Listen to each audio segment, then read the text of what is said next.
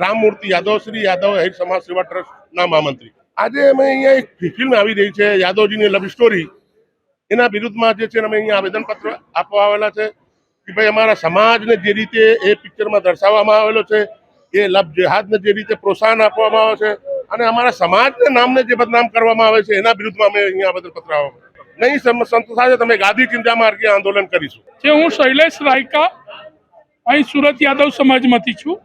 સમગ્ર ભારત વર્ષમાં આગામી સમયમાં યાદવજી કી લવ સ્ટોરી નામક એક ફિલ્મ આવી રહી છે.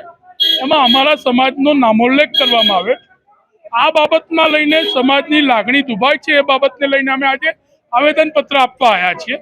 અમારી માંગણી આવેદનમાં એ છે કે આ ફિલ્મ રિલીઝ ન થાય એ બાબતને લઈને માંગણી છે. અમે સુપ્રીમ કોર્ટના પણ દ્વાર ખટખટાયા છે અને સુપ્રીમ કોર્ટ પર પણ અમને વિશ્વાસ છે કે અમારી તરફેણમાં એ જજમેન્ટ આવશે.